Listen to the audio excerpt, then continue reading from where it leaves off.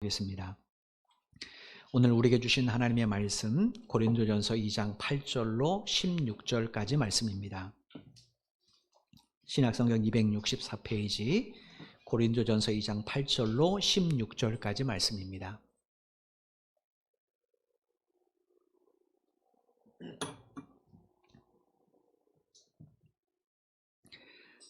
찾으신 줄 알고 제가 봉독해 드리도록 하겠습니다. 8절입니다.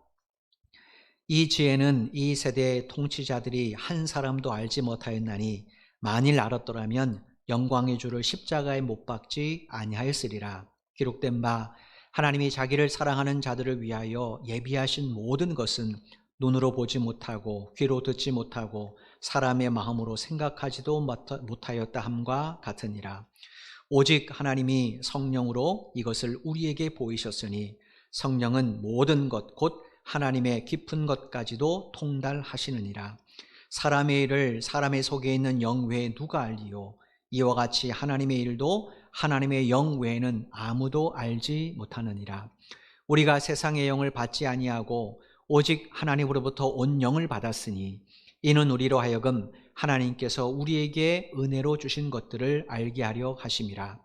우리가 이것을 말하거니와 사람의 지혜가 가르친 말로 아니하고 오직 성령께서 가르치신 것으로 하니 영적인 일은 영적인 것으로 분별하느니라.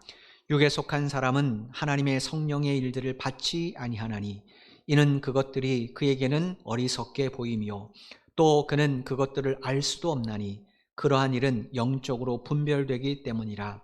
신령한 자는 모든 것을 판단하나 자기는 아무에게도 판단을 받지 아니하느니라. 누가 주의 마음을 알아서 주를 가르치겠느냐? 그러나 우리가 그리스도의 마음을 가졌느니라. 아멘. 지난 시간에 여러분과 함께 살펴본 것처럼 하나님의 말씀과 하나님의 지혜, 이건 인간의 누리에게는 신비고 비밀입니다. 이유는 인간의 가진 연약한 피조물로서의 한계 때문입니다. 창세기 2장 7절에 기록된 것처럼 인간은 하나님께서 흙으로 창조하신 피조물에 불과해요. 그런 피조물이 어떻게 자신을 창조하신 하나님의 전능하신 능력, 또 그분의 깊은 뜻을 알 수 있겠습니까? 만약에 하나님께서 성경을 통해 당신이 우리를 창조하셨다, 이 사실을 우리에게 알려주지 않았다면 우리는 우리가 누군지도 모른 채 살아갔을 거예요. 그리고 하나님께서 전도서 12장 13절을 통해서 하나님을 경외하고 그분의 명령을 지키는 것, 이게 인간의 본분이다, 이 사실을 우리에게 가르쳐주지 않으셨다면 우리는 아마도 인간, 나의 본분이 뭔지도 망각한 채 그저 죄와 더불어 먹고 마시다가 결국 영원한 멸망에 이르게 되었을 겁니다. 따라서 7절에서 감춰졌던 것, 이건 뭘 의미하는가? 하나님이 우리에게 감추려고 하셨던 것을 말하는 것이 아니고 우리의 한계 때문에 모르는 것을 말합니다. 그것이 무엇이었습니까? 우리가 지난 시간에 살펴본 것처럼 하나님께서 우리를 당신의 자녀 삼으시기 위하여 만세 전부터 미리 예수 그리스도의 십자가를 예비해 두셨다는 거예요. 따라서 예수님의 십자가 사건은 예수를 따르는 제자들이나 추종자들이 만들어낸 그런 인간의 고아물이 아닙니다. 즉 인간의 머리에서 나온 것이 아니라는 거예요. 이것은 영원전부터 하나님의 경륜 속에서 준비된 거예요. 영원전이라는 것은 하나님이 세상을 창조하기 전을 말해요. 여러분, 그때 하나님께서 세우신 이 구원의 경륜을 피조물인 인간이 어떻게 알 수 있겠습니까? 가끔가다 아이들이 그렇게 묻죠. 아빠는 왜 엄마하고 결혼해서? 아이들이 어린아이 그러잖아요. 엄마는 왜 아빠하고 결혼해서? 이유가 뭐겠습니까? 그 이유를 모르는 거예요. 아이들 입장에서는 왜 우리 아빠는 우리 엄마를 사랑했지? 왜 우리 엄마는 우리 아빠를 사랑했지? 이게 궁금한 겁니다. 왜 수많은 남자 가운데, 왜 수많은 여자 가운데 왜 지금의 아빠를 선택해서 이걸 묻는 거예요. 그걸 누가 알겠습니까? 아직 태어나지 않은 아이, 이제 태어나서 이제 아장아장 걷고 말을 하기 시작한 아이는 그 심오한 계획을 몰라요. 왜 아버지가 수많은 여인들 가운데서 지금의 여인을 아내로 선택했는지 그 이유를 몰라요. 이거 뭐겠습니까? 그건 나의 한계입니다. 하물며 우리가 창세전에, 우리가 이 땅에 태어나기도 전인 창세전에 하나님이 인간의 타락을 위하여 이미 구원까지 예비해 놓으셨다. 인간의 연약함을 아시기 때문에 그거를 인간이 어떻게 이해하고 알 수 있겠습니까? 그러므로 하나님과 함께 하시는 그분의 영이신 성령님의 도움 없이는 절대로 인간은 예수님의 십자가를 알 수 없습니다. 그 십자가의 의미를 알 수 없다라는 거예요.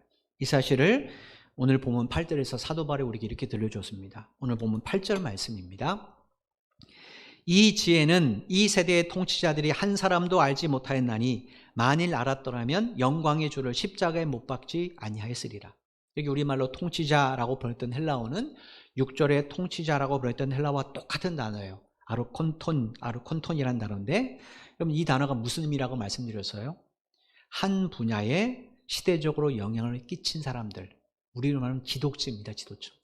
그것도 아주 큰 영향을 미치는 권세자들, 그들을 말해요. 여러분, 2000년 당시에 예수를 십자가에 못 박아 죽인 사람은 평민들이 아닙니다. 어떤 사람이 예수를 십자가에 못 박아 죽였습니까? 유대 사회에서 가장 영향력 있는 사람들이었어요. 제사장들, 바리새인들, 서기관들, 그리고 로마 황제로부터 유대인 총독으로 임명받은 빌라도 총독. 이 사람들은요, 상위 1% 이상의 사람들이잖아요. 이 사람들의 말 한마디가 얼마나 막강한 영향을 미칩니까? 그런데 그들이 예수를 십자가에 못 박아 죽였어요.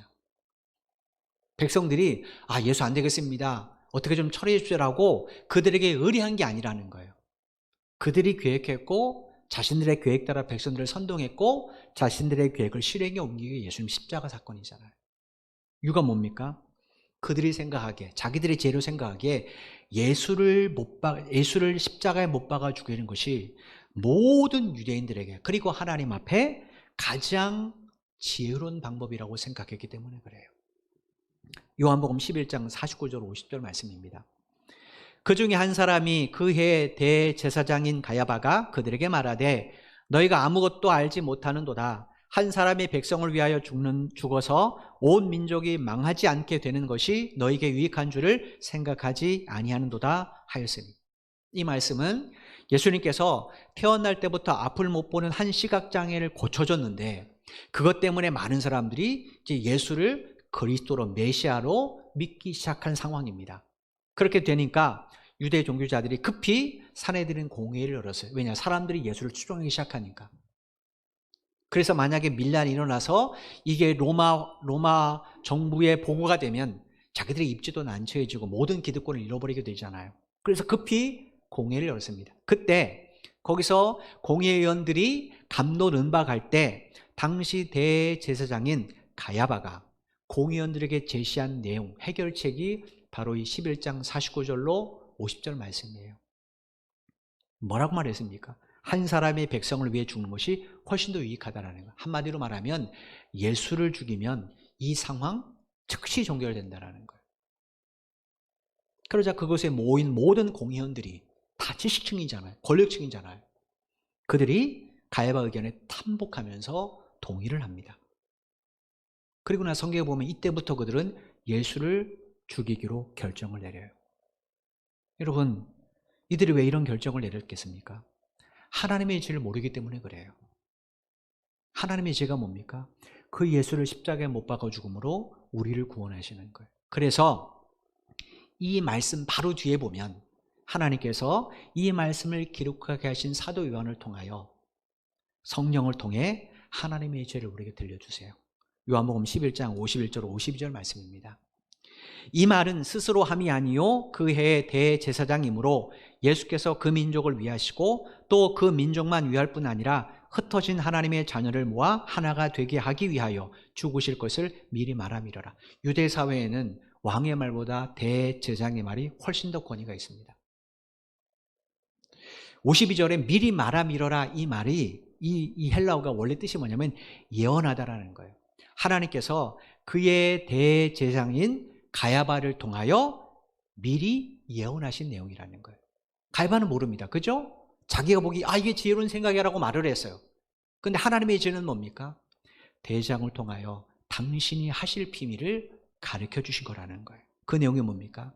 예수님께서 그 민족을 위하시고 또 흩어진 하나님의 자녀를 모아 하나가 되게 하기 위하여 죽으실 거라는 거예요.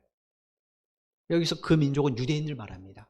그리고 흩어진 하나님의 자는 이방인을 말해요. 하나님께서 유대인들과 이방인들 가운데 하나님의 백성들, 흩어진 하나님의 백성들을 모아서 하나님의 참된 나라, 참된 백성으로 삼으시기 위해서 십자가에 죽으실 거라는 거예요. 그럼 만약에 그때 가야바하고 그곳에 모인 모든 공회원들이 하나님의 이 죄를 알았다면 그들이 자기들의 손으로 예수를 죽이기로 결정했겠습니까? 안 했겠죠. 그죠?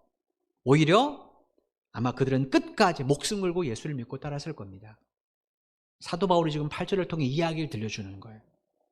그러므로 하나님의 지혜를 알게 된 성도들은 내 생각, 내 지혜, 내 지식, 내 능력을 초월해 계신 하나님 앞에 늘 겸손해야 돼요. 내 생각에 이야기한 게 맞는데, 그런데 하나님 보시기에 아닐 수도 있잖아요. 이걸 늘 염두에 둬야 됩니다. 그래서 성도는 늘 성경이 늘 한결같이 한 말이 하나님 앞에 겸손하라는 거예요. 왜냐? 내 생각엔 그게 합리적이에요. 그게 맞는 거예요. 그런데 하나님 보시기엔 아닌 거예요. 아닌 거예요. 지난주에 이렇게 노예가 이제 거리두기 해가서 이제 노예를 봄 노예도 못했는데 이제 노예를 했습니다. 정 회원들 담임 목사들만 부르고 그리 많이 모이지는 못했는데 그때 이제 노회장님이 이런 고백을 해요. 자기가 주의 종이 된 이야기를 들려줘요. 자기 형이 목사님인데 자기가 이제 나이가 들어서 은퇴하고 이제 직장을 그만두고 퇴임하고 나서 주의 종을 이제 신학교를 가려고 했더니 형이 말리더랍니다. 너 하나님 앞에 소명 받았어. 하나님이 너한테 가래? 가만히 생각해보니까 그런 얘기 들어본 것 같지는 않아요. 사람들이 신실하니까 가라온 것 같아요. 글쎄 그랬더니 너 하나님이 부르기 전까지 가지 마. 그래서 1년 동안을 기도원을 매일같이 다녔대요. 사모님하고 매일같이 하나님 뜻이 무엇인지. 형인 목사님이 왜 동생을 말렸겠습니까? 그게 얼마나 힘든지 알거든요. 저도 만약에 우리 아이들이 목회된다고 하면 아마 쌍손들을 말릴 거예요. 하지 말라고. 진짜 하나님이 너 그거 안 하면 죽인대? 그러면 해. 아니면 네가 죽을 까고 하면 해. 그 외에는 제가 말릴 겁니다. 왜냐면 너무 힘들기 때문에 그래요. 그러니까 형은 경험했으니까 동생이 하는 것까지 못 보겠는 거예요. 이게 사람들의 계획이잖아요. 다 자기들의 지혜잖아요. 근데 1년 동안 매일같이 기도하는데 하나님이 확신을 주시더랍니다. 그래서 목회를 시작하셨대요. 신학교 가면 이런 사람 한두 명 아니에요. 저부터 시작해서 한두 명 아니에요. 왜 와서? 살려고 왔어. 이게 보통 이야기예요. 이유가 뭐겠습니까? 자기의 지혜는 하나님의 거룩한 지혜 앞에 아무것도 아닌 사실을 깨달았어요. 그러니까 내 생각은 이런데 과연 하나님 당신의 생각은 어떻습니까? 라고 묻기 위해서 자기 계획을 철저히 내려놓는 거예요. 자기 생각을 철저히 부인하는 겁니다. 그리고 하나님, 왜 난데요? 이유가 뭔데요? 하고 하나님 뜻을 물었던 거예요. 사도 바울이 그 겸손 때문에 끝까지 사명을 감당하는 겁니다. 9절 말씀 보십시오. 기록된 바 하나님이 자기를 사랑하는 자들을 위하여 예비하신 모든 것은 눈으로 보지 못하고 귀로 듣지 못하고 사람의 마음으로 생각하지도 못하였다 함과 같으니라. 신약성경에서 기록된 바라는 구절이 나오면 그건 구약성경을 인용한다는 거예요. 9절에서 바울이 인용한 구약성경은 이사야 64장 4절하고 이사야 65장 17절입니다. 바울이 이 두 구절을 하나로 엮어서 내가지고 인용하겠다는, 그러니까 이 말은 지금부터 9절 이하의 말은 바울의 말입니까? 하나님의 말씀입니까? 그 하나님의 말씀이에요. 그 내용이 뭔가? 하나님께서 자기를 사랑하는 자들을 위해 예비해 두신 것이 있는데 그거는 사람이 눈으로 본 적도 없고 귀로 들은 적도 없고 생각해 본 적도 없는 거라는 거예요. 9절에서 모든 게 뭐한가? 좁은 의미로 말하면 하나님이 인간을 위하여 우리를 위해 예비해 놓으신 예수님의 십자가 사건이에요. 근데 그것만 예비해 주셨습니까? 아닙니다. 하나님이 세상을 창조하셨잖아요. 창조하실 때 인간이 살 수 있는 환경으로 창조하셨잖아요. 그죠? 그리고 계속해서 그 환경 속에 살아가도록 지금도 지속적으로 은혜를 베풀어 줘요. 때를 따라 비를 내려주시고 땅에서 식물이 자라게 하시고, 그죠? 그 다음에 사람으로 하여금 질병을 고칠 수 있는 의술을 개발하게 하시고, 이런 하나님이 이 모든 은혜를 말합니다. 여러분, 그것은 우리가 상상하지도 못하는 것들이에요. 세상에서 가장 어리석은 사람이 누군가? 내 눈에 보이고 내 귀에 들리고 내가 판단하는 것이 전부라고 생각하는 사람입니다. 이유가 뭐냐면 사람은 시각과 청각의 한계를 갖고 있습니다. 그럼 생각해 보십시오. 사람의 시각의 출발점이 뭡니까? 우리 눈인가요? 아닙니다. 사람의 시각의 출발점은 태양이나 조명에 의해서 그것이 사물을 비치면 사물의 표면에 반사된 빛이 있습니다. 그 가시광선이 우리 눈에 인식돼야 그때 사물을 보는 겁니다. 따라서 그 가시광선이 차단되면 어떡합니까? 아무것도 못 봅니다. 깜깜한 동굴 속, 빛이 전혀 없는 동굴 속 사람이 거기서 볼 수 있습니까? 볼 수 없습니다. 그러면 내가 못 보니까 이 세상에 아무것도 존재하지 않는다, 이렇게 말하는 게 이게 지혜로운 사람입니까? 이건 정말로 미련한 사람이죠. 태어날 때부터 시각장애를 가진 사람이 내가 지금 내 눈에 아무것도 안 보여, 그러니까 세상에 아무것도 없어, 이렇게 말한다면 그게 맞는 이야기 있습니까? 맞지 않죠. 우리 시각에는 한계가 있습니다. 근데 어떻게 내가 본 게 전부가 될 수 있겠어요? 내가 보지 못했으니까 과거 역사는 없는 겁니까? 미래는 없을까요? 아니잖아요. 우리는 어제도 과거를 살았고 지금도 현재를 살고 내일은 미래를 살 겁니다. 내가 보지 못해서도 과거는 존재하고 지금도 존재하고 현재도 존재하는 창세전 내가 어떻게 믿어? 그러나 그건 어제야 존재한 것처럼 존재하는 것들입니다. 바울이 바로 이 이야기를 하는 거예요. 인간의 귀, 청각, 한계가 있습니다. 그건 뭐냐? 사람은요, 가청 범위 안에 들어있는 것만 소리로 인지한대요. 가청 범위, 사람의 가청 범위는 30에서 2만 헤르츠까지가 가청 범위입니다. 여기에 들어온 건 사람이 소리를 인식해요. 근데 예를 들어서 30이나 30 밑에는 20헤르츠 이하의 초저음파, 사람은요 그거 인식 못한답니다.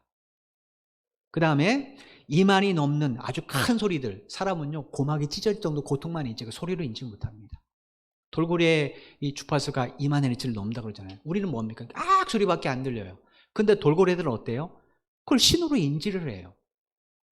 사람은요 청각에 한계가 있습니다. 그런데 내가 듣지 않는다고 해서 소리가 존재하지 않는다? 이게 말이 됩니까? 그거는요 머리속은 사람의 이야기입니다. 사람은요 이처럼 시각과 청각의 한계를 가진 존재입니다. 그런데 어떻게 내 눈에 보이고 내 귀에 들리고 내가 판단하는 것만이 전부라고 주장할 수 있겠습니까? 이건 정말로 교만한 생각이에요. 그러므로 사람은 창조주 하나님 앞에 늘 겸손해야 돼요. 왜냐? 하나님은 우리 눈으로 보지 못하고 우리 귀로 듣지 못하고 우리의 머리로 미처 생각하지 못한 당신의 지혜로운 방법으로 지금도 우리 삶의 은혜를 베풀고 계세요. 그래서 우리가 이 코로나19의 환경 속에서도 먹고 마시고 숨을 쉬는 것 아니겠습니까? 하나님께서 왜 우리에게 성령을 보내주셨는가? 그건 우리로 이걸 깨닫게 하시기 위해서. 우리는 모릅니다. 그죠? 우리는 몰라요. 우리가 모르는 그 사실을 가르쳐 주시기 위해서 하나님께서 우리에게 성령을 보내셨어요. 성령을 통해 우리를 보고 듣게 하시는 거죠. 10절 11절 말씀을 보십시오. 오직 하나님이 성령으로 이것을 우리에게 보이셨으니 성령은 모든 것 곧 하나님의 깊은 것까지도 통달하시느니라. 사람의 일을 하나님의 속에 있는 영 외에 누가 알리요? 이와 같이 하나님의 일도 하나님의 영 외에는 아무도 알지 못하느니라. 우리가 어떻게 예수님의 십자가의 비밀과 지혜를 알게 됐는가? 어떻게 우리가 보지도 듣지도 생각하지도 못했던 하나님 은혜를 오늘도 우리와 늘 함께 하신 하나님으로 인식할 수 있는가? 그건 성령께서 우리에게 보여주시고 깨닫게 해주셨기 때문이라는 거예요. 한번 생각해 보십시오. 2000년 전에 우리나라와 반대편 저 지구 반대편에 예수라는 한 이름의 유대인 청년이 사형 선고를 받고 십자가에 못 박혀 죽었답니다. 그런데 그의 죽음이 나의 죄 때문이래요. 그 예수가 십자가에 못 박혀 죽은 지 사흘 만에 부활했답니다. 좀비도 아닌데. 그리고 그 부활로 인해 내가 영원한 생명을 얻게 되었대요. 여러분 중에 그 예수를 보신 분이 있습니까? 우리는 예수가 십자가에 못 박힌 것 본 적 없습니다. 예수가 부활한 것 본 적도 없어요. 그때 정의롭도 직접 듣지도 않았습니다. 그럼에도 우리는 그 예수를 나를 위해 십자가에 죽으시고 나를 위해 부활했다는 사실을 믿습니다. 단순히 설화처럼 믿지 않습니다. 우리는 본 것처럼 믿어요. 그래서 이 자리에 계신 것 아닙니까? 이게 무슨 전설 따라 삼천리라면 굳이 여기 있을 이유가 없죠. 여러분이 여기 있다는 것은 이 사건을 직접 본 것처럼 믿기 때문에 여기 있는 거예요. 어떻게 우리가 이걸 알게 됐을까요? 성령님께서 우리에게 보여주셨어요. 우리에게 알려주신 겁니다. 바울이 10절 하반절에 고백한 게 그거예요. 어떻게 우리가 알게 됐는가? 여기 보니까 성령님은 모든 것 곧 하나님의 깊은 것까지도 통달하신 분이라는 거예요. 여기서 10절에서 우리말로 깊은 것이라고 번역된 헬라어가 문자적으로는 계곡의 바닥이라는 거예요. 2장 7절과 연결해 보면 하나님이 세상을 창조하기 전, 만세전을 말합니다. 성령님은 그때 아버지 하나님과 함께 계셨고 하나님과 함께 또 성자 하나님과 함께 세상을 창조하셨어요. 창조하실 때 인간의 타락할 수 있는 연약함을 아시기 때문에 구원의 계획을 미리 세우셨어요. 그러니까 성령님은 하나님의 창조와 구원의 계획을 아세요, 모르세요? 아시는 겁니다. 왜냐? 성경 보십시오. 하나님 창조하실 때 성부 하나님이 단독적으로 창조하셨습니까? 아닙니다.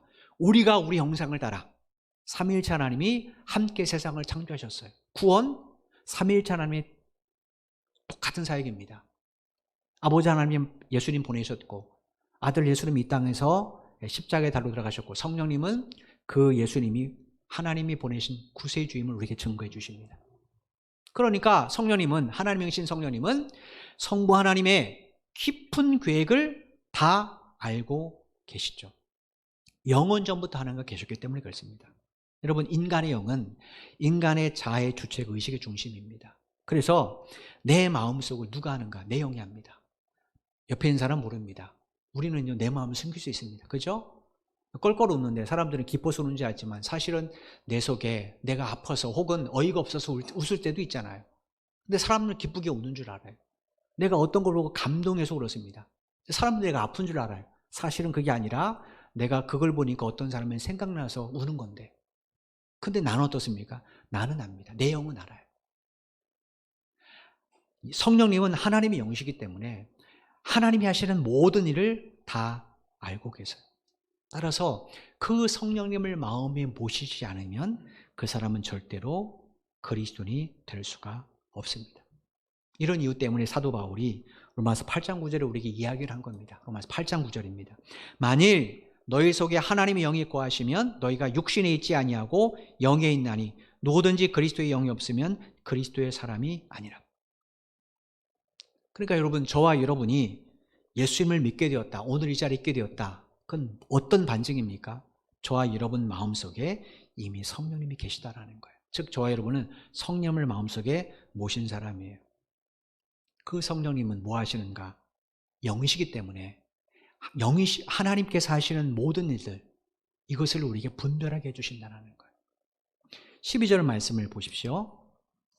우리가 세상의 영을 받지 아니하고 오직 하나님으로부터 온 영을 받았으니 이는 우리로 하여금 하나님께서 우리에게 은혜로 주신 것들을 알게 하려 하심이라. 우리에게 임하신 성령님은 세상의 영이 아닙니다. 하나님으로부터 온 영이에요. 세상을 가르쳐 주는 게 아니라 하나님으로부터 왔기 때문에 하나님에 대해서 우리에게 가르쳐 주는 거예요. 뭐가 하나님의 은혜인지, 뭐가 하나님의 뜻인지 알려주신다는 거예요.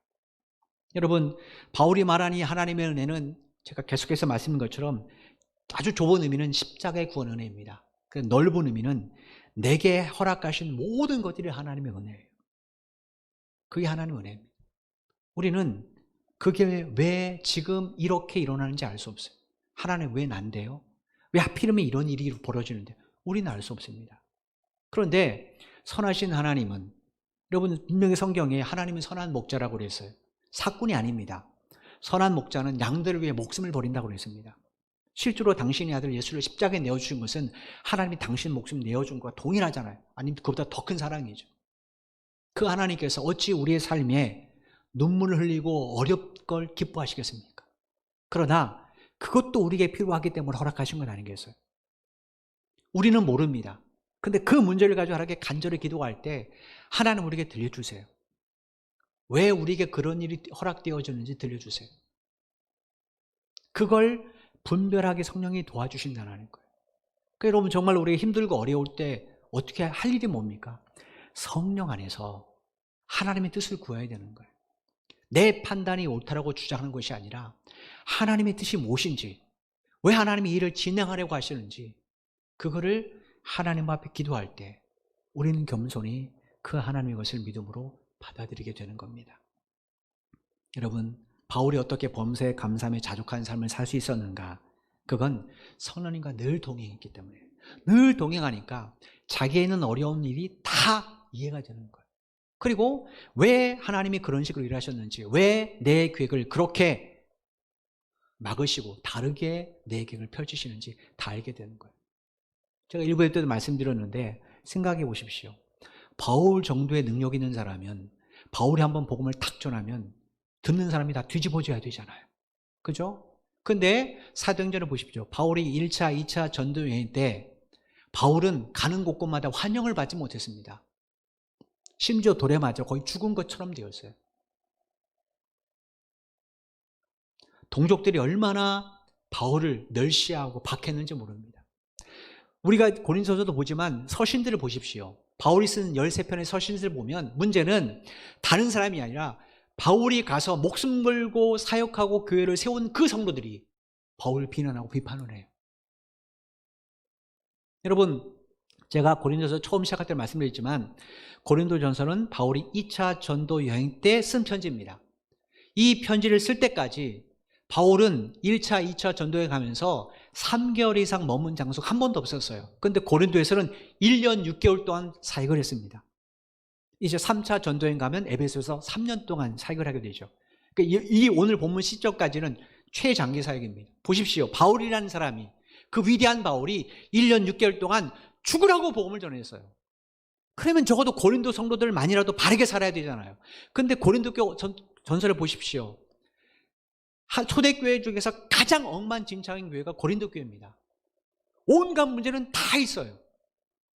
이게 이해가 됩니까, 여러분? 더군다나 바울이 사도라고 이것까지 의심하면 비난해요. 바울은 사도 아니야. 저까짓 게 무슨 사도야. 이게 말이 됩니까? 그런데 만약에 이 고린도 전서가 아니었다면 오늘날 우리 교회들의 문제를 어떻게 해석해 갑니까? 여기에 다 있는데. 바울은 그 하나님의 지혜를 알기 때문에 눈물 뿌리면서, 그래? 그럼 니대로 살아. 난 나대로 할 거야. 그리고 선을 긋지 않고 눈물 흘리면서 고린도 전서를, 고린도 후서를 썼고 우리에게 전해자는 또 다른 두 편의 서신도 쓴 겁니다. 바울이 어떻게 이 문제를 해결해 나갈 수 있었어요?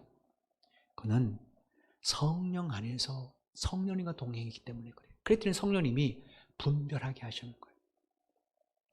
시편 16편 7절에 보면 다윗이 하나님 앞에 이런 기도를 드려요. 시편 16편 7절 말씀입니다. 나를 훈계하신 여호와를 송축할지어다. 밤마다 내 양심이 나를 교훈하도다. 여기 우리말로 양심이라고 번역된 히브리어가 킬야라는 단어입니다. 우리말로 번역하면 심장이라는 뜻이에요. 그 지금 바울이 뭐라 말합니까? 밤마다 내 심장이 나를 교훈한다는 거예요. 이게 무슨 뜬금없는 이야기인가? 이유가 있습니다. 바울은 자신이 심장 뛰는 것이 하나님의 은혜임을 드디어 깨달았어요. 밤에 피곤하니까 그냥 잠을 자요. 아침 되니까 눈을 뜹니다. 아무것도 아닌 줄 알았어요. 그런데 어느 날 가만히 기도하는데 이 밤새 내 심장이 어떻게 뛰게 됐지? 하나님의 은혜더라는 거예요. 그리고 심장을 통해 하나님이 자기에게 말씀하시더라는 거예요. 무슨 말씀하시는가? 얘야, 내가 간밤에도 너와 함께한 것처럼 영원히 너와 함께하겠다. 이스라엘을 지키시는 하나님이 졸지도 주무시지도 않은 것처럼 나도 영원히 너를 지키겠다. 그게 간밤에 저나 여러분의 심장이 멈추지 않은 증거지 않습니까? 바울은 그걸 알았어요. 늘 뛰는 심장인 줄 알았어요. 자기의 힘으로 뛰는 심장인 줄 알았어요. 근데 오늘 아침에 눈을 떴는데 이게 심장이 자기가 힘으로 사는 게 아니에요. 여러분, 이걸 누가 체험하는가? 조 목사님처럼요, 죽음 직전에 간 사람은 체험합니다. 아, 내 심장이 내가 뛰는 게 아니구나 라는 걸 체험해요. 산소호흡기를 매서 인공적으로 숨을 쉬어본 사람들은 그걸 압니다. 여러분 한번 생각해 보십시오. 오늘 눈을 뜨시면서 아니면 지금까지 일평생 동안 심장이 뛰는 것이 하나님의 은혜라고 감사해 보신 적이 있습니까? 내가 아침에 눈을 떠서 직장에 가고 아침밥을 먹고 회사에 가고 학교를 가고 그게 하나님의 은혜라는 거 한번 생각해 보셨습니까? 우리는 그게 아무것도 아니라고 생각해요. 그런데 다윗은 그렇게 생각해요. 그러고 보니까 자기의 24시간 일어나는 모든 것들, 과거든 현재든 미래든 모든 것들이 다 뭐예요? 하나님의 은혜더라는 거예요. 하나님이 지금도 그 은혜를 통해 자기에게 말씀하시더라는 거예요. 그 말씀이 뭡니까? 얘야, 내가 너와 함께하고 있다. 내가 너를 지켜주겠다. 저와 여러분은 오늘 여기에 있는 것은 하나님의 이 말씀이 있었기 때문에 그래요. 그래서 다윗이 심장이 나를 교훈한다는 거예요. 여러분, 우리가 날마다 다윗과 같은 믿음의 시선으로 나를 바라본다면, 내 현장을 바라본다면 우리도 다윗처럼 바울처럼 자족하고 감사하며 살 수 있지 않겠습니까? 근데 우리가 왜 이렇게 못 살까요? 그건 이들처럼 우리가 성령 안에 머물지 않기 때문에 그렇습니다. 분명히 우리 안에는 성령이 계세요. 근데 결정은 누가 내리는가? 내가 내려요. 그래서 내가 내린 결정을 가지고 성령님께 통보합니다. 사인해달라고. 결주서를 내밀듯이. 그게 아니라 나는 이렇게 생각하지만 그걸 철저히 내려놓고 하나님의 뜻이라면 그렇게 받아들이는 것이 성령 안에 거하는 삶이라는 거예요. 내가 보기엔 하나님, 나는 아닌 것 같아요. 내가 보기엔 하나님, 그 일은 아닌 것 같아요. 그래도 하나님 나를 선택하셨다면 그 일을 통하여 하나님 내가 못하기를 원하십니까? 라고 믿는 것이 성령 안에 거하는 삶이에요. 13절 14절 말씀을 보십시오. 우리가 이것을 말하거니와 사람의 지혜가 가르친 말로 아니하고 오직 성령께서 가르치신 것으로 하니 영적인 일은 영적인 것으로 분별하느니라.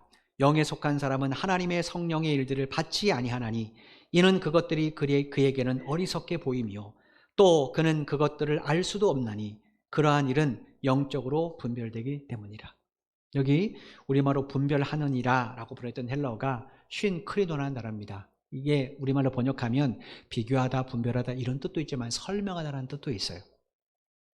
2장 4절에서 사도 바울이 하나님의 비밀, 하나님의 은혜를 사람들에게 전할 때 뭘로 전했다고 적어냈냐면 세상 사람들의 지혜가 아니라 성령께서 가르쳐 주신 것으로 전했다 이렇게 이야기했어요. 이건 뭡니까?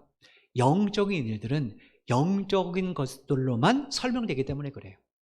여러분, 제가 성령을 받지 않은 사람, 즉 예수 믿지 않은 사람에게 3박 4일 동안 성경 공부를 가르친다고 생각해 봅시다. 자, 그 사람이 예수 믿을까요? 천만에요. 안 믿습니다. 왜냐? 영적인 것을 이해 못하니까 그래요. 영적인 것을 이해 못합니다. 부모 세대들은 인생을 살아왔기 때문에 아이들이 10대, 20대, 30대에 뭘 해야 될지를 압니다. 그래서 쭉 설명을 해요. 근데 아이들은 뭐라고 말합니까? 안 듣습니다. 안 들어요. 고리타분한 기성세대라고 말합니다. 저도 우리 아이들이 무슨 얘기하면 에이, 아빠는 매일같이 나 때는 나 때 타령한다고만 야단만 쳐요. 근데 저는 그 시대를 살아왔잖아요. 아, 그때 내가 그랬으면. 그래서 그걸 얘기해 주는데 아이들은 아빠는 아빠 때지 지금은 안 그래. 이건 뭡니까? 그걸 모르요. 아이들은 살아보지 않았으니까 그걸 모르는 거예요. 성령님은 창세 전부터 지금까지 하나님의 모든 역사를 알고 계십니다. 그럼 내가 일어난 하나님이 나에게 그 일을 왜 허락하셨고 하나님이 나에게 그걸 왜 부탁하셨는데 그거는 누구만 아세요? 성령님만 아세요. 그래서 영적인 것들은 영적으로만 설명되기 때문에 바울이 나는 세상의 지혜로 말하지 않고 성령으로 너에게 말했다. 이렇게 이야기를 한 겁니다. 14절에 보시면 바울이 육에 속한 사람이라는 말을 쓰는데 여기 우리말로 육에 속한 사람이라고 불렸던 헬라어가 푸시키코스라는 단어입니다. 우리말로 번역하면 자연인이라는 뜻이에요. 이게 무슨 얘기인가? 이건 헬라 문화, 그리스 문화에서 나온 이야기입니다. 헬라 시대 때 사람들은요, 정신이 육체를 지배한다고 생각했어요. 여러분, 올림픽 게임 같은 거, 옛날 고대 올림픽 정신을 강조하잖아요. 그죠? 뭡니까? 정신력 갖고 싸우게 만드는 거예요. 여러분, 스포츠 경기할 때 패배한 팀의 감독들이 늘 하는 말이 뭡니까? 정신력 부족이라. 저들이 정신력이 더 막강했다라는 거예요. 우리나라 월드컵 또 올림픽 열리면 우리보다 훨씬 더 막강한 전력을 가진 사람이나 그런 선수에게 대할 때 아나운서들이 강조하는 게 뭡니까? 정신력이잖아요. 그죠? 정신이 육체를 이긴다라는 거예요. 정신이 육체를 지배한다라는 거예요. 로마 황제 가운데 철의 황제로 불리는 사람이 있습니다. 16대 황제인 마르쿠스 아우렐리우스라는 사람이에요. 이 사람은 뭐라고 말했는가? 인간에게 가장 중요한 것은 육체 아니고 정신이라고 말했어요. 철학은요, 정신을 강조합니다. 정신이 인간의 전부라고 생각해요. 왜냐? 어떤 정신을 가지고 있느냐에 따라서 그 사람의 삶의 양상과 결과가 달라진다고 생각하기 때문에 이런 사람들은 영은 인정하지 않아요. 왜냐? 정신으로 그렇게 할 수 있다는 거예요. 내 의지로 할 수 있다는 거죠. 내 정신으로 할 수 있다는 거예요. 이렇게 영을 인정하지 않는 삶을 가리켜서 헬라 사람들이 푸시키코스, 자연인 이렇게 불렀습니다. 이런 사람들의 눈에 성령을 이야기하는 바울, 성령을 이야기하는 그리스도인들의 모습이 어떻게 비춰졌을까요? 14절에서 바울이 증언한 것처럼 어리석게 보였을 겁니다. 그죠? 근데 진짜 어리석은 사람은 누굽니까? 그리스도인이 아니라 그들입니다. 영적인 것을 이해하지 못하는 사람들이에요. 15절 말씀 보겠습니다. 신령한 자는 모든 것을 판단하나 자기는 아무에게도 판단을 받지 아니하느니라. 여기 우리말로 판단이라고 번역된 이 헬라어는 원래 법적 용어입니다. 예, 범죄 여부를 판단하기 위해서 면밀하게 감시하고 결정을 내리는 것. 그러니까 검사가 그걸 처음부터 끝까지 자세히 면밀하게 살펴본 다음에 이제 판사가 그걸 받아들여서 결정을 내리는, 그걸 의미하는 단어예요. 여러분, 따라서 신령한 자는 판사가 법적인 심판을 내듯이 모든 것을 판단할 수 있지만 그러나 아무에게도 판단받지 않는다라는 거예요. 그럼 이게 무슨 얘기인가? 바울이 왜 이런 말을 했는가? 성령 받은 사람은 무슨 말을 하든 무슨 행동하든 그거 다 죄가 아니야, 옳기 때문인가, 이렇게 말하는 건가? 절대로 그렇지 않습니다. 만약 이런 식으로 생각하면요, 그리스도인들은 매우 위험한 독선에 빠집니다. 실제로 우리 주변에 이런 일이 있잖아요. 목사가 내 말이 하나님의 뜻이야 라고 말한다고 생각해 보시면 독선입니다. 어떻게 목사 말이 하나님의 말입니까? 성경에 근거한 이야기만 하나님 말씀이죠.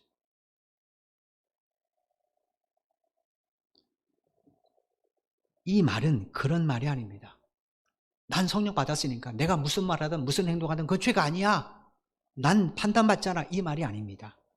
15절에 이 말은 성령을 모신 사람은, 그리스도인들은 하나님의 비밀인 예수 그리스도의 십자가 사건을 알잖아요. 그걸 아는 사람은 모든 것이 하나님의 구원의 은혜인 줄 알잖아요. 그런 사람들은 누구를 주로 고백합니까? 주님을, 십자가에 죽으신 주님을 나의 주님으로 고백해요. 그리고 그분의 말씀을 따라 삽니다. 근데 로마 사람들 입장에서 이게 말이 됩니까? 로마 황제가 그들을 먹고 살린 거잖아요. 그죠? 주인은 내가 먹고 살린 거잖아요. 내가 주인인데, 아니 보지도 못한 예수가 주인이라고? 네가 태어나기 전에 죽은 예수가 주인이라고? 그러니 여러분, 그런 예수를 주인으로 섬기는 사람들의 삶이 그들에 비해 얼마나 한심하겠습니까? 예를 들어서 우리가 정말로 예수에 미쳐서 주를 위해서 살면 사람들이 뭐라고 말합니까? 야, 예수가 밥 먹여주냐? 교회가 그렇게 좋니? 직분이 그렇게 중요해? 예배가 그렇게 중요해? 이렇게 말하잖아요. 그죠? 그럼 우리 미련하다고 혀를 찹니다. 이건 뭐예요? 그들이 보기엔 미련하기 때문에. 16절에서 아무에게도란, 이렇게 신앙을 비난하고 그러니까 성령을 받지 못한, 예수를 안 믿기 때문에 신앙을 비난하고 교회를 비판하는 사람들이에요. 그런 사람들이 우리가 하나님의 말씀을 따라 신실하게 사는 것 때문에 우리를 비난하면 그 비난은 하나님 앞에 비난의 가치가 없다는 거죠. 하나님도 그걸 인정하지 않는다는 거예요. 그런데 우리가 예를 들어서 불법을 행했습니다. 그 세상에 정죄를 받았어요. 그 명백한 불법이죠. 하나님 말씀에 따라서. 목사인 제가 여러분 그리고 우상 숭배합시다고 해서 저 절간에 가서 부처에게 절하게 하고 예배하게 했어요. 이거 죄입니까 아닙니까? 근데 제가 이거 죄 아니야, 하나님 뜻이야 라고 말한다면 그건 죄입니다. 하나님 앞에 죄입니다.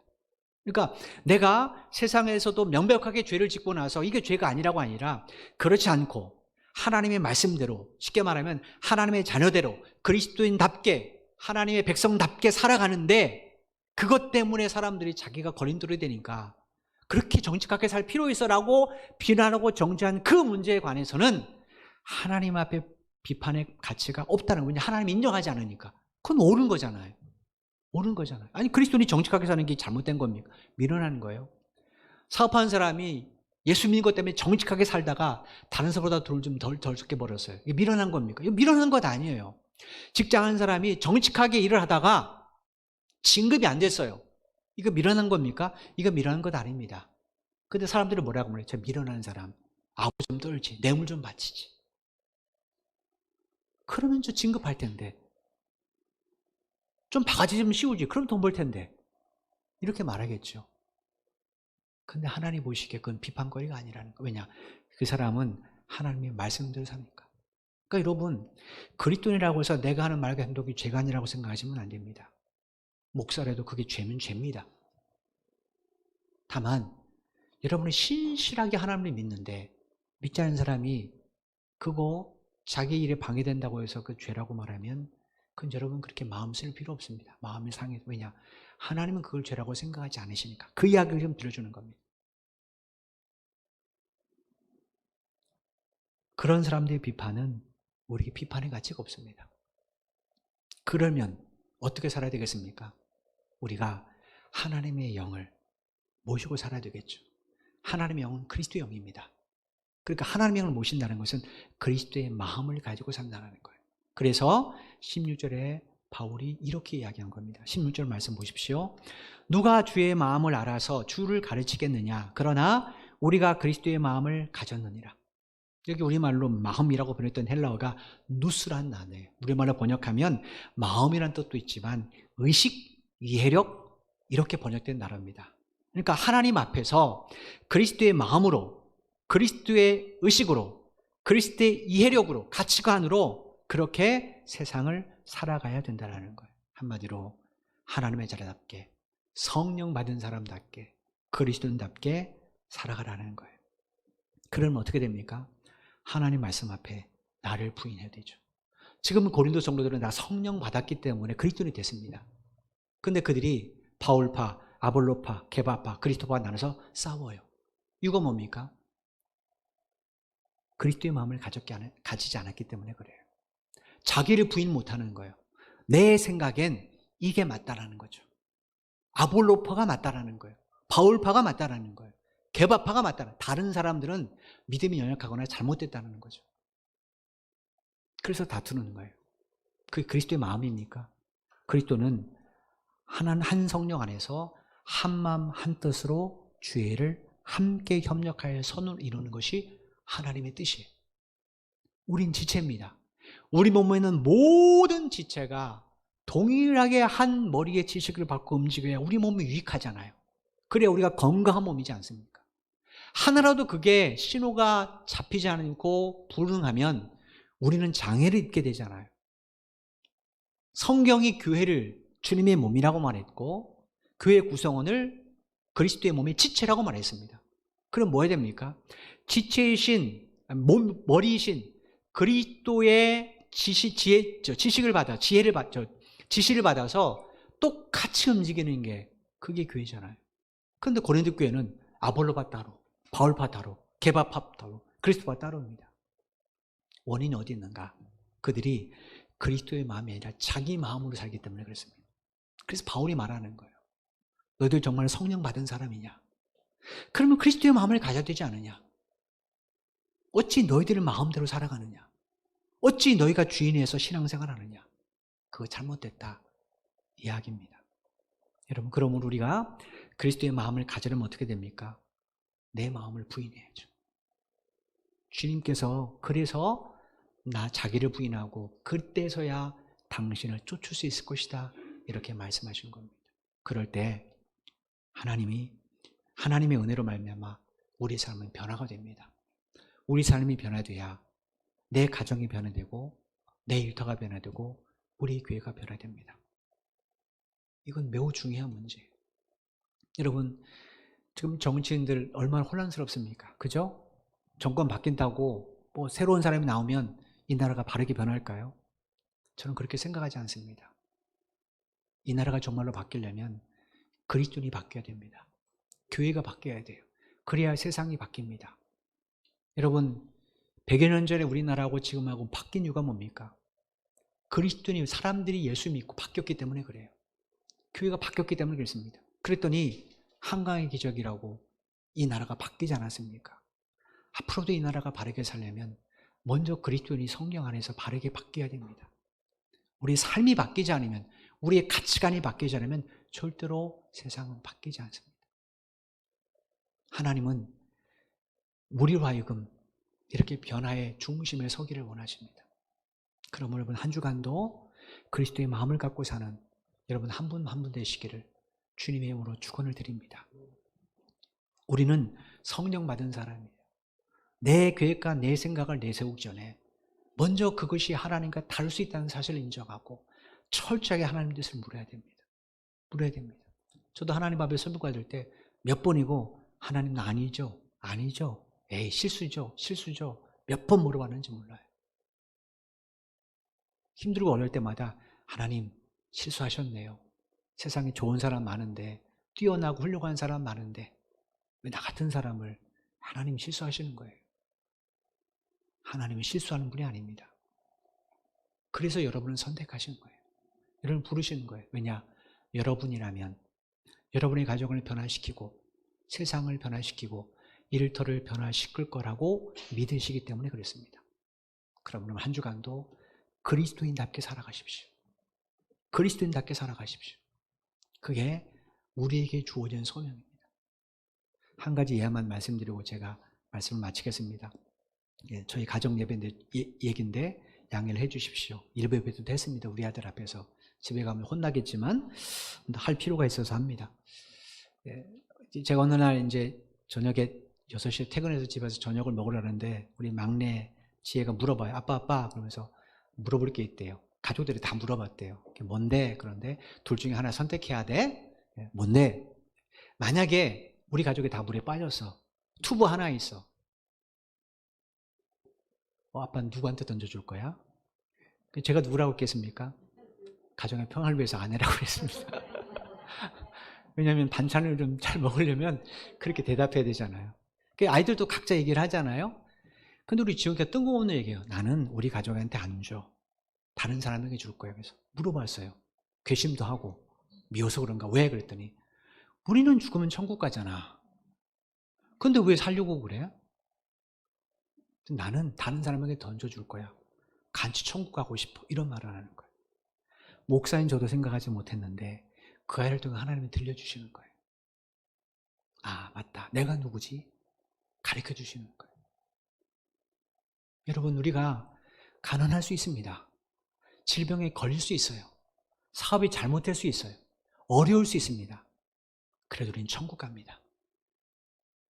그러니까 우리에게 중요한 게 뭡니까? 주를 향한 믿음이죠. 믿음이죠. 그 믿음이 여러분의 인생의 구명조끼입니다. 그 믿음이 여러분의 생명의 유일한 밧줄입니다. 이 사실을 기억하시고 한 주간도 그리스도인답게 살아가십시오. 그럴 때 하나님은 이 한 주간 여러분의 필요한 모든 은혜를 어제도 주신 것처럼 매일매일 동일하게 베풀어 주실 것이고 그때마다 그의 하나님의 은혜를 가르쳐 주실 겁니다. 그렇게 살아간다면 한 주간도 우리의 삶을 통해 하나님의 영광 받지 않으시겠습니까? 이 사실을 기억하시고 한 주간도 그리스도로 살아가는 여러분 모두가 되시기를 주님의 이름으로 축원을 드립니다. 기도드리겠습니다. 하나님 감사합니다. 오늘도 우리가 누구인지 알게 하셔서 감사합니다. 우리는 그저 육신의 부로부터 어느 날 우연히 태어난 존재가 아닙니다. 하나님의 창세전에 우리를 예배해 두셨다고 성경은 말씀하셨습니다. 왜 하필 이 어려운 시대에 우리가 태어났는가? 왜 하필 믿음 지키기 어려운 상황을 만나게 됐는가? 그건 역시 하나님의 기쁘신 뜻이 있기 때문임을 오늘도 깨달아 알게 하신 하나님 감사합니다. 코로나19 때문에 우리 삶이 매우 어렵습니다. 왜 하필 이런 때 코로나19인가? 그러나 여기에도 우리를 위한 하나님의 뜻이 있음을 우리는 분명히 압니다. 그러므로 힘들고 어렵지만 하나님의 뜻을 구하며 하나님의 자녀다운 삶을 지속할 수 있는 우리 모두가 될 수 있도록 은혜 베풀어 주옵소서. 하나님이 하신 일은 오직 성령을 통해서만 우리가 깨달아 알 수 있음을 다시 한번 깨달았습니다. 성령님, 우리로 알게 하옵소서. 내 생각이, 내 뜻이 하나님 앞에 관절시키는 어리석은 자가 되지 않게 하시고, 하나님의 뜻이 무엇이든지 비록 당장 내 눈에 손해가 돼도, 당장 그것이 어려움이 있어도 하나님의 뜻이라면 받아들일 수 있는 우리 모두가 되게 하여 주옵소서. 한 주간도 성도들의 가정과 일터를 주께서 지켜주실 줄로 믿습니다. 코로나19 가운데 하나님의 보호하심과 하나님의 지키심의 약속을 경험하게 도와주시고, 때를 따라 돕는 하나님을 말미암아 졸지도 주무시지도 않으신 하나님을 경험하는 하루하루 될 수 있도록 축복하여 주옵소서. 그래서 하나님, 우리 가정들을 통하여 우리 주변의 많은 가정들이 하나님의 은혜를 공유하기를 원합니다. 우리를 그런 통로로 사용하여 주옵소서. 예수님의 이름으로 간절히 기도드리옵나이다. 아멘. 우리 다 같이 찬송가, 다 같이 일어나셔서 찬송가 452장